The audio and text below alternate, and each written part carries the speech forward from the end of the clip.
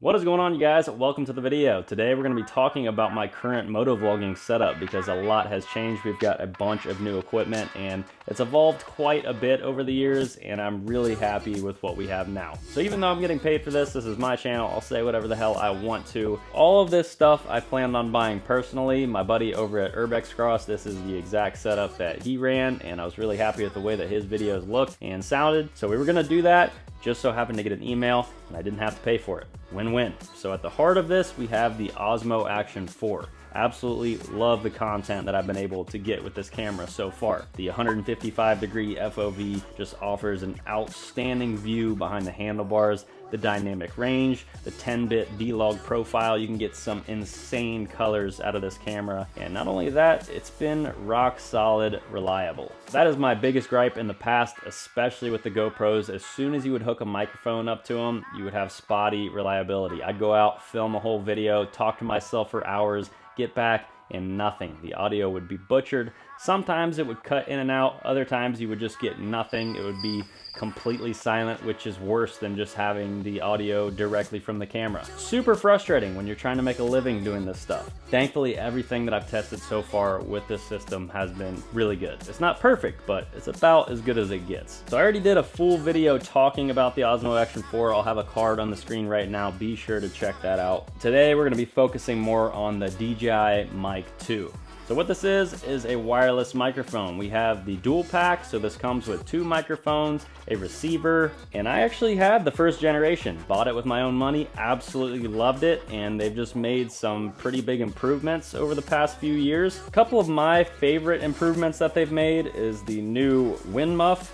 I find myself filming outdoors a lot. This is largely an outdoors focused channel. So the new wind muff just goes directly into the 3.5mm jack, snaps into place. This was a really great update. Before, you had to twist it on and you had to make sure it lined up just right. This thing, pop it on and off super quick. Also has this new transparent design so you can see what's going on inside. I do like the new look. You can just clip this directly to your shirt, or DJI also offers a lavalier mic so you can actually put this in your pocket, run the microphone up your shirt, and it's far less noticeable on video. I actually have mine clipped to my hat right now. I don't think it's too obnoxious, especially since we're this far away from the camera. But there's a bunch of different ways that you can mount this and get creative. Also has a magnet on the back so you can hide it inside your shirt. I've done that plenty of times in the past. But the biggest update to the DJI Mic 2 is the Bluetooth capability. So what that allows you to do is connect the DJI Mic 2 directly to the Osmo Action 4. Now what you had to do before is run the mic adapter to the cable,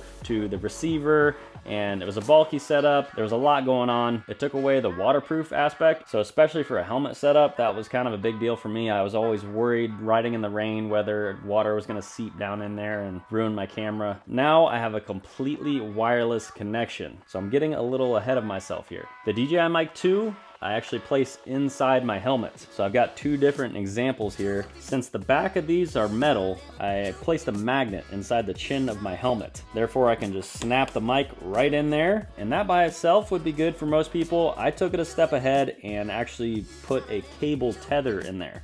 So I can clip the mic to the cable and then attach it to the magnet. That way, if I ever hit a bump or something and the microphone somehow slipped off the magnet, it wouldn't be gone forever. It would get caught by the cable. As far as actually attaching the camera to the helmet, I use the Dango Designs gripper mount. So this is a clamp style mount that goes right on the chin of most helmets. I say most helmets because some just don't have a good chin for it. Perfect example, this AT950 right here. I had to get a little piece of rubber adhesive to put on the chin for this to grip onto, because the chin is just plastic on this and it wouldn't grip very well and it would work its way off. Not a good thing to happen, and you don't want to worry about that. There are a bunch of different ways that you can mount the camera to the helmet. DJI gives you a couple adhesive helmet mounts when you buy the Adventure combo. Me personally, I love using the clamp mount because I can pop it off really quick and vlog with it. Film my buddies, film myself talking, and it's still connected to the mic that's inside my helmet, so I'm getting really good audio. And it doesn't matter where the camera is, as long as it's connected to the mic, you're good. I think you have up to 250 meters. I would not want to stretch it that far, especially in the woods. That's just not going to happen. But realistically, I've had it probably 50 meters from the camera and it still had a perfect connection.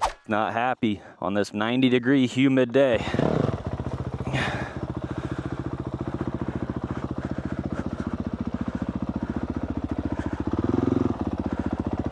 Oh! Whew.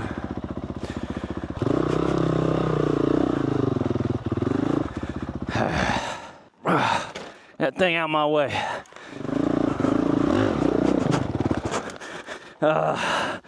So one thing I forgot to mention, you do not have to buy the DJI Mic 2 combo pack. You can just buy a singular transmitter. Right out of the box, it's gonna come in pairing mode for the receiver. It's gonna be a green light. Just hold down the record button here until that switches to a blue light.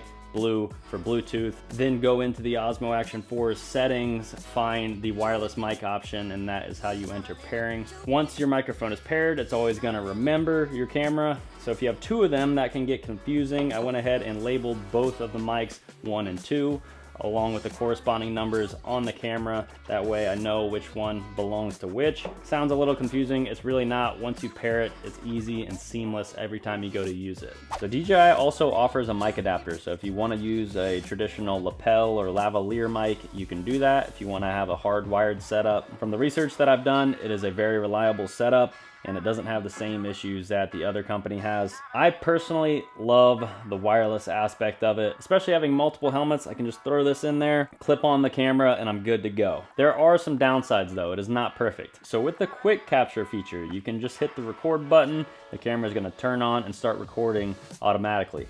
There is a little bit of delay sometimes with the connection. So it's happened several times where I've hit the button to record and not subconsciously remembered to wait a little bit. I just start talking right away and it would pick up the audio from the camera. So if I'm off road, you could probably hear my voice just fine, but if you're screaming down the highway, you're not gonna be able to hear yourself. And then all of a sudden, boom, it makes the connection, switches over to the mic 2, so you have that weird skip. Sometimes with the quick capture, it'll take 10 to 15 seconds. Sometimes it'll literally do it right away. That is the only downfall that I've seen. But the best way to do it is to just turn on the camera, wait for it to connect, give it a few seconds, and then record. That way you know you're gonna get good audio. It's still better than the GoPro because you're still getting audio from the camera. So if it was a quick moment that you didn't want to miss, you're still going to catch the audio from the camera until the mic gets activated. But once again, if that's something that bothers you, you can just do a hardwired setup.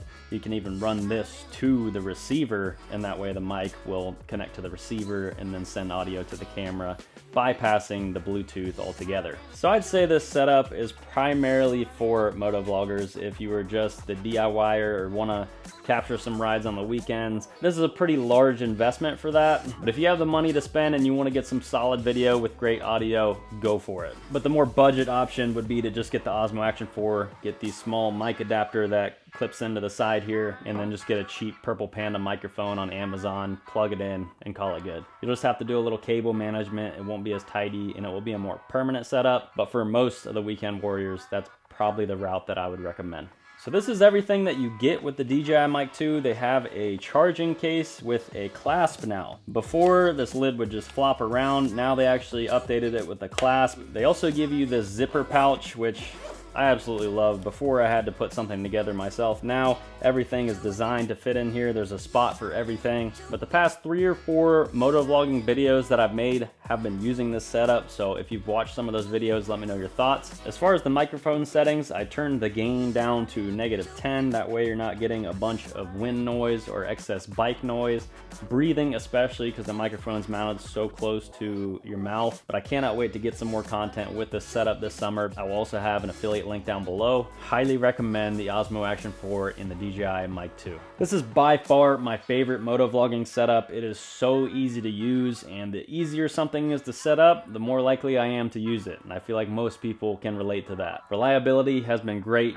Camera quality, outstanding. I know there's some drama going on with DJI right now in the States. I hope all of that gets sorted because this has been an awesome company to work with. I love all their products. I've been an avid DJI user over the years. I've had several of their drones. I had the Action 1 way back in the day. They've come a long way, and in my opinion, they are at the top of the list as far as quality, customer service, and everything else in between. But if you made it this far, I appreciate you watching. Always remember to live free, adventure daily, and we'll see you in the next one.